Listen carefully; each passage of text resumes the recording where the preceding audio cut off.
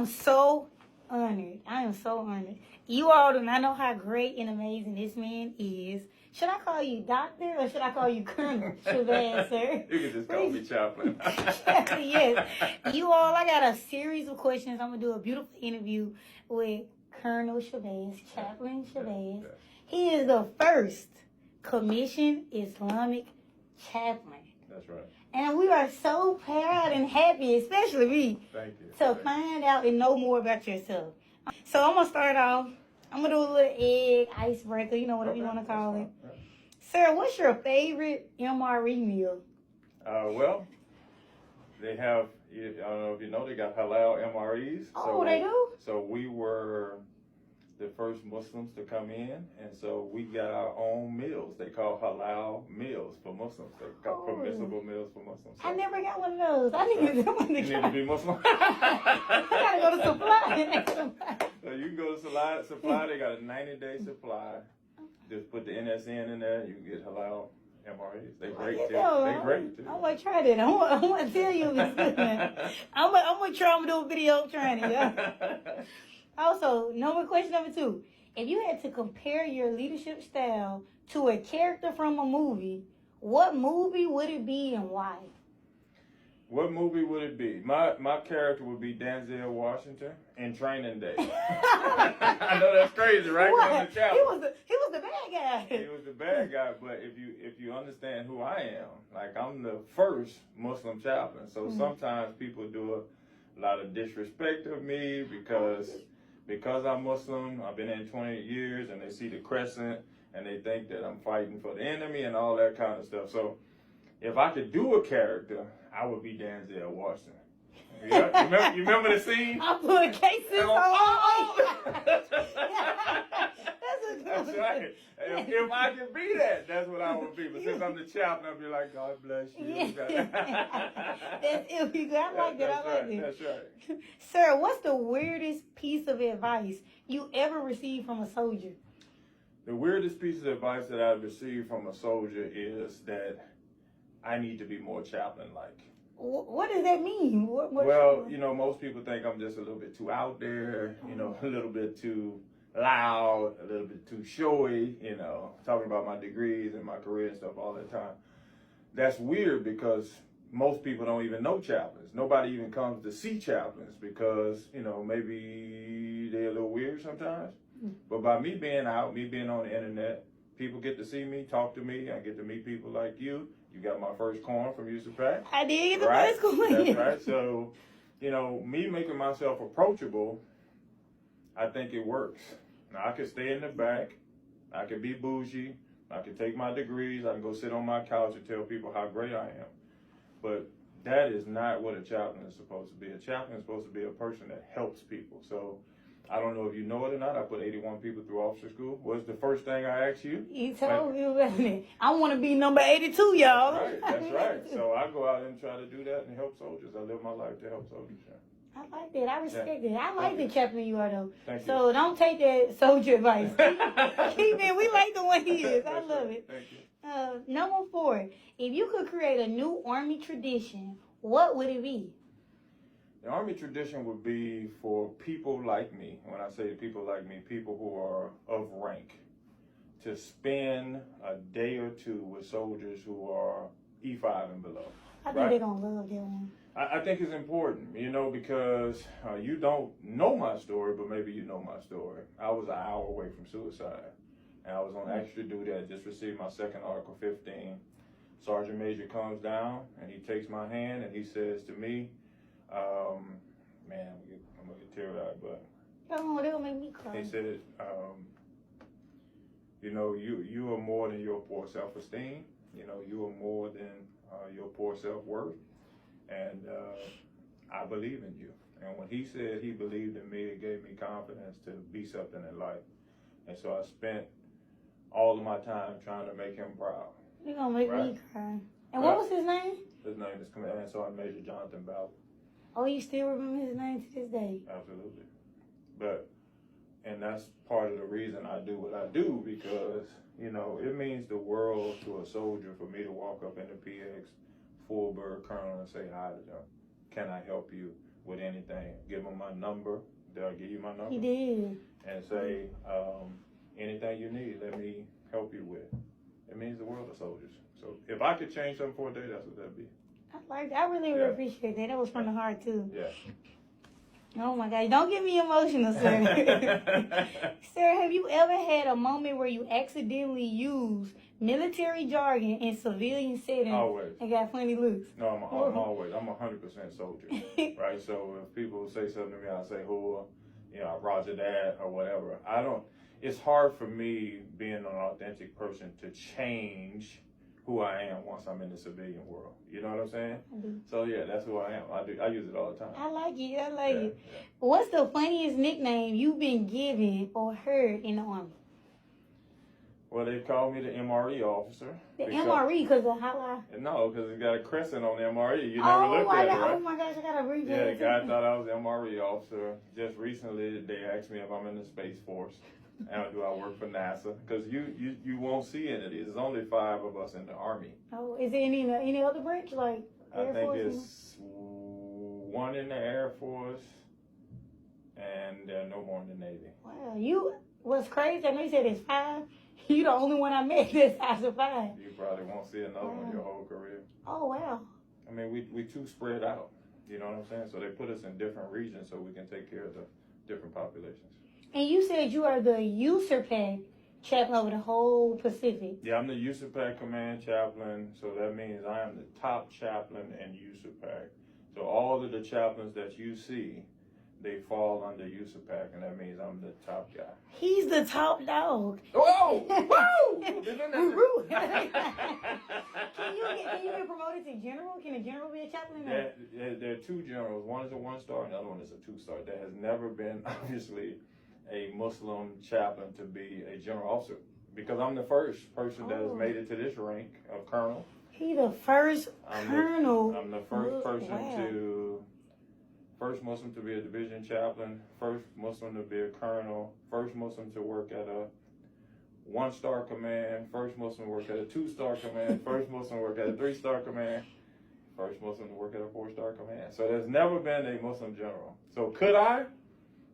Maybe. I hope so. Yeah, I hope so too. He's top 2 and he ain't even number 2, y'all. He's first in everything. Yeah. Okay, that's really cool. Let me go. So now we just did the icebreaker questions. Want to make things, more personal. Question number 1. Can you share a bit about your background and what motivated you to join the Army? Ooh, that's another tearjerker. So, molested at 10 years old by a family friend. When I got molested, it set off all kind of crazy stuff in me. So, just kind of shut down, right? Special education in the 8th grade, failed the 9th grade, failed the 10th grade, and just when I was up on my feet again, I failed the 12th grade. So I had to go to summer school. I graduated, and I got to go to college because I got this big, humongous body. So I was an athlete. I went to college, but I was still drinking myself to sleep at night. And everybody who looked at me for more than 3 to 5 seconds, I just beat the hell out of them. I was, because I gotta be honest with you, I didn't know if I was a man or a woman. I got molested, and I didn't have any men in my house, so I lived with 5 women, right? And so you go into a school, you've been molested, so any of the guys who kind of looked at me, I thought they were trying to punk me. So I just beat them up, right? Well, that came to a head one night, probably year 3. They shot me in the back, beat me with a shovel. They were swinging it at my face, and I'm blocking it. I'm trying to block it. Oh, you still got the marks. I still got the marks. I'm trying to block it with my forearm. So I got deep cuts on me. They shot me in the back, and they flew me out to Tyler Medical Center, where I almost lost my life. So you come back. I came back from that after 6 months, right? So this is the part that gets tough. So I see the kids who shot me, right? And so this is the importance about having good friends. So my friends said, hey, eliminate him. They told you to my friends. Kill him, eliminate him. So they gave me a sawed-off shotgun, and they gave me a .45. So I'm going to do what guys do, right? They told me to do that. And it was one guy, I think God always sends one person for you. And he said, man, don't do that, man. Your mama's going to be disappointed in you, right? And so he stopped me from killing that guy that night, right? And so I'm here because he stopped me, you know, because I was going to kill him. I did beat him up. I beat him up. You did something. I mean, he shot you in the back. I beat him up pretty bad, but, you know, that's my background of just trauma. And so for me, every morning, getting up, going to the gym, being a good soldier, inspiring people, that's what gets me up. Because at the end of the day, my children are watching me. My grandkids are watching me. And so if I can get up every day after all of that trauma, maybe when my kids in their darkest hours, they say, man, my daddy got up, I can get up. And somebody out here watching and hearing your story, Of course. they gonna hear that. And for you said you got airlifted to Tyler Medical Hospital. What state was that in, or city? That's Texas. Texas. So you from Texas? I'm from Louisiana. You from As you can Louisiana? see, I West Saints. That's Yeah. right.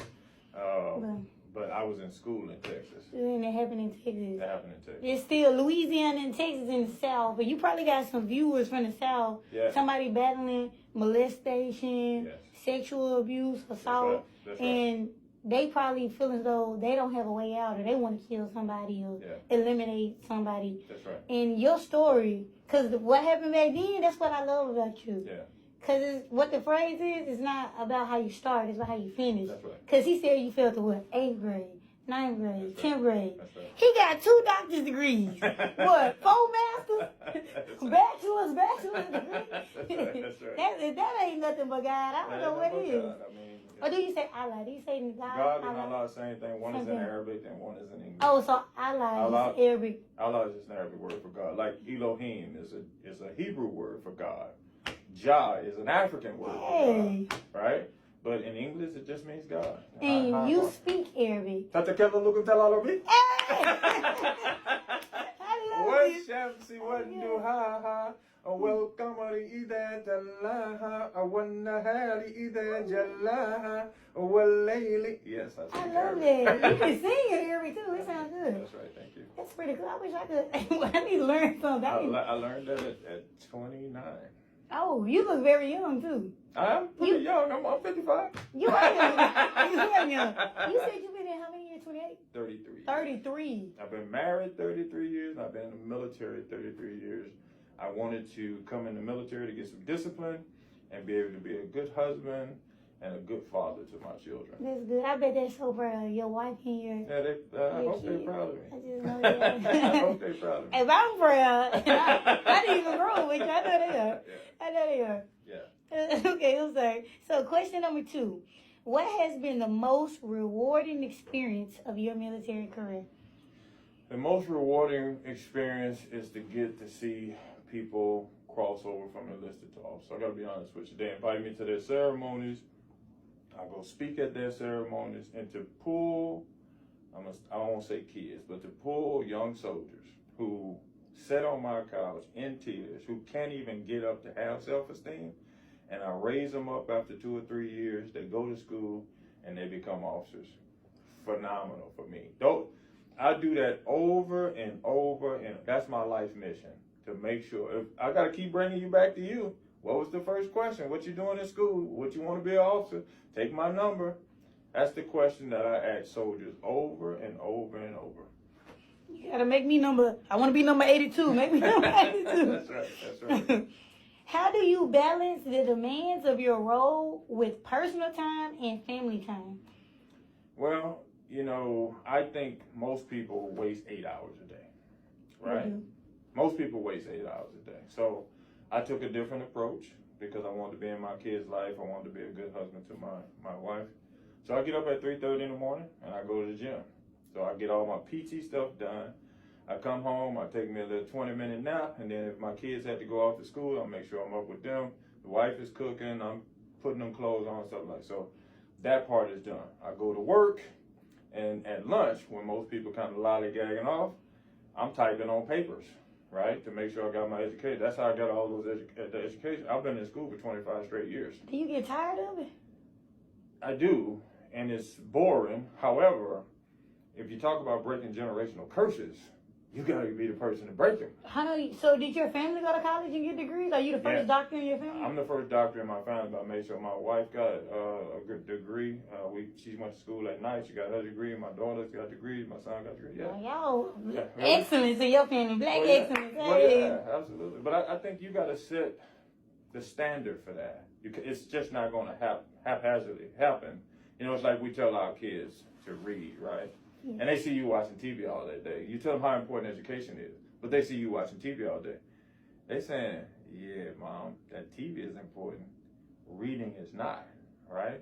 And so if you set the standard, kids want to follow you, right? You got 3 babies, right? I do. Yeah, I know, because I watch your videos, right? So those kids are going to imitate you because they don't know nothing else to do. So either they're going to imitate you or rebel against you. And so we set a standard in our house, just simple stuff. We give you a book every Sunday. You do a presentation to us. Whatever you could take whatever the book you want, but you got to read. And so we're teaching you 2 lessons. You got to read, and then second of all, you'll be used to standing up in front of people reading every Sunday. So we're teaching them. We're putting an environment of learning to ensure when they stand up in front of our audience, they know what they're doing. I'm gonna try that with my kids. You should. I'm gonna start that this week. Yeah, you should. Just it doesn't matter what they read. They're gonna stand up there. You're their audience, and you are ensuring that they can do and be what you want them to be. I like that. I respect that a lot. I respect you, Elias. I really do. Thank you very much. Can you describe a challenging situation you faced and how you overcame it? Well, being the first of anything can be very challenging. I walked in. I'm a very excitable person, as you can see. I'm an extrovert of extroverts. So I just became an officer. I'm a captain. I'm walking my first battalion, and I'm so hyped. Sir, my name is Chaplain Shabazz. He wouldn't shake my hand. He says, I'm sure you're a nice guy, but we got some problems with your religion, how you guys treat women. Have a nice day. So he didn't talk to me for 9 months. Oh. I went to my car and I cried. I'm a sensitive person too, even though I'm a big man, because I like people that like me and I like to like people.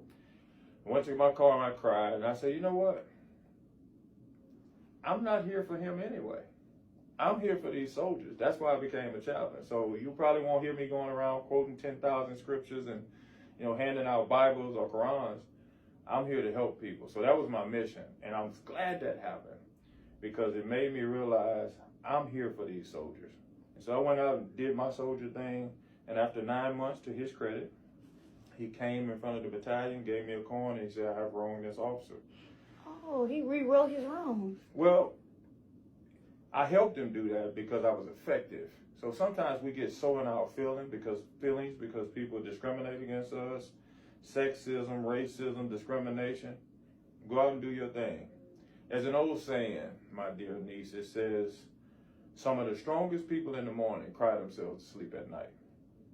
Cry yourself to sleep at night, get up in the morning, come do your freaking job. Because I believe, personally, you can transform those people who don't like you by just being excellent at your job. And they'll never have to like you, by the way. But as long as they're fair on that paper and you get to your next place. I like that. Yeah. I like this, y'all. It's being good. What qualities do you believe are essential for someone to succeed in the military? Absolute grit. Grit. What do you mean? And grit means not grit from Louisiana that you throw on people. I love some grits. I love grits with some sugar on it. Sugar and butter. You gotta have sugar and butter. Yes. If you don't eat sugar and butter, first of all, you're not even a person. Thank you. People be talking about salt and pepper and cheese. No, man, please. Sugar and butter. Sugar and butter. But what I mean is, you came in the military for a reason. Everybody got their reason. Whether you came for college, whether you came for your kids, whether you came for whatever. That has to be your sole reason, right? When I'm doing a PT test, I'm trying to pass because I came in for my wife and kids. When I'm going to school, I came in for my wife and kids, right? So I'm not thinking about anything but making sure that I'm successful for them, And so when I'm in basic training, I can't shoot because I can't see.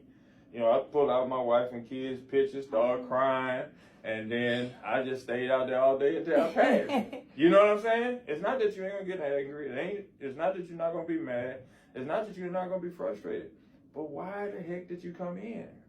That's your purpose. You can't get mad. You can get mad at the people, but you get out, and then what happens? You got some more people you're gonna be mad at. Yes. Right? It's not really about the Army. I know it's crazy you say a colonel sitting here telling you this.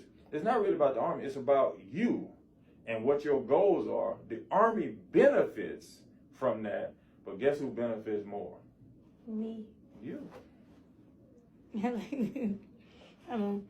Okay, how has your leadership style evolved over the years, and what is your take on social media in today's Army? So you can ask the first question, then the second. My leadership has evolved over the years because at first, honestly, I was so against what the Army didn't do instead of becoming the leader that I wanted to become so I can change some of those things, right? But just by leadership alone. You know, it's an old saying, your leadership is a sermon, be careful how you preach it, right? You can't change anything until you become in charge. So I used to get frustrated with my platoon sergeant because he did certain things, or my section sergeant because he did certain things. I was an E4, and I was like, why did he do this? Well, he don't care about it, da-da-da. So I started doing correspondence course. I started going to school. I became an E5. So then I became in charge of people, and then I did it how I wanted to do it. I like that. You said you started off as a private, too. I was a private. From private to colonel. From private to colonel, right? You started from the bottom. Now I'm here. I love it. That's right. That's right. I like it. That's right. I like it. But yeah, I went in, so like if like say when the soldier needed to go to the field or so I couldn't go to the field. Yeah, somebody couldn't go to the field or they needed a hospital appointment. So I just took care of that. I vouched for them. Say, hey, I got them. They're accounted for. So, but you can't do that if you're not in charge. You see what I'm saying? So, I do. Hold on. I like how you took care of the soldiers too. Yeah. Also, what is your take on social media in today's Army? I think social media is great, right? But I think soldiers need to use it in a context where they're helping people, or if it's funny, like your videos are funny. But you got to be aware of the people who don't like them. I got a lot of people who don't like mine. Right. So that's why you have to stay within those limits. I got 1.3 billion views on my social media. So people are looking for me to mess up. People are looking for me to do something dumb in uniform. My friend's battalion commander, he got relieved because he had the N-word in the uniform. Somebody turned his video in, he got relieved. And so he called and said, you know, this ain't fair. You know, other people. I said, listen, bro, if you want fair, go to the fair. I mean, I got to be honest with you. If you in this uniform, I would caution any soldier to just keep it strictly clean. Because when they come after you, it's over for you. I'm getting scared then. Well, you should be. I mean, honestly, and I gotta be honest with you, because when you're in this uniform, you represent the United States, and so whatever you got in the background, if somebody don't like you, they just turn it in. They got an investigation, and if you got multiple videos like that, they can take you down. They really can. So eye-opening for the ones watching. Yeah, no, it's important. I got a battalion commander friend that got relieved, 2 majors, and a captain. All of my friends. And they all got relieved because of TikTok. That's why if you see all my videos, they're about weightlifting, they're about quotes, they're about. I rarely even do funny stuff because I don't do a lot of stuff in uniform, but if I'm in uniform, I'm 10,000% careful.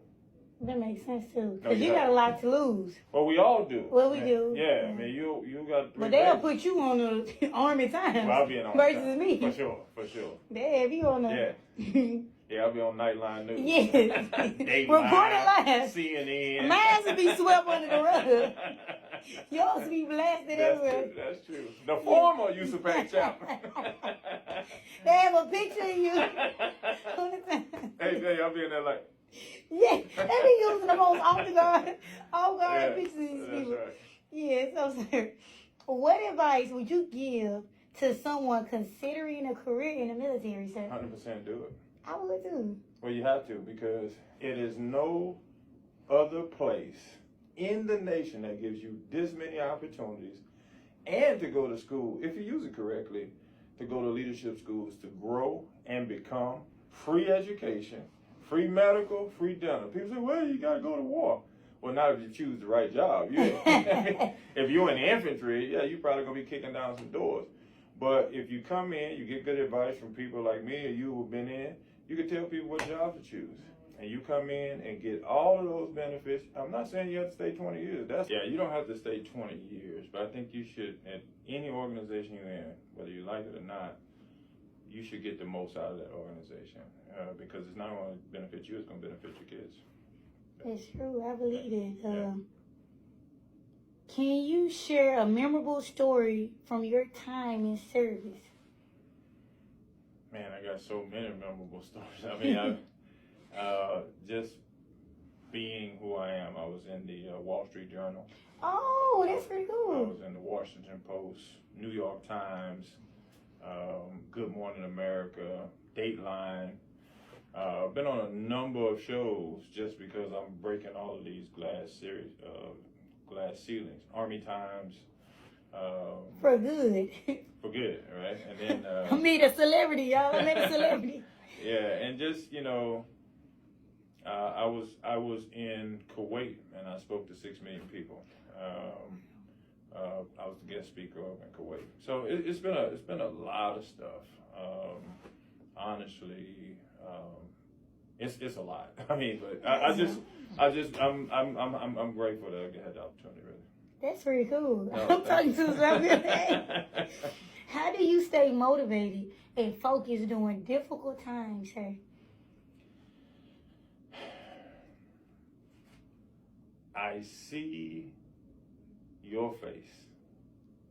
I see their faces. I see my children's faces. I see when I walk into a room, young people saying, damn, that's him. I'm saying it. Right? I'm saying You made me remember when I first met you in Hawaii. So what right do I have during difficult times? And God has allowed me to make it here, to pity myself when I got so many people that admire me. You know what I'm saying? Like, that gets me up every morning at 3 o'clock, and I'm in the gym by 3:30 because I'm making videos to make sure there's somebody out there one day who see their videos, I might save his life. There's got a guy on TikTok named Carly's dad, right? I always use this story, and he saw my video, and he said, man, thank you so much. You know, I was thinking about suicide. I read your story. Now I'm not going to kill myself. That's a blessing. Yeah, it is. I mean, so if God gives you an opportunity like this, yeah, times get pretty hard for me, as you can imagine. Yes. But for me, I'm like, boy, so many people who would die to be in this position, and you whining. So that's what keeps me up. I like that. What are your plans or goals after retiring from the military, sir? Well, my ultimate goal is to be a college president of HBCU. Hey, I always wanted to go to the HBCU. Well, I know. You said you was going to pledge at HBCU. Them D-man started eating me up. I thought I was shouting him out. I seen he's a cute dog. I wanted to be they say I can't say what I want to be. What? I wanted to be your sister.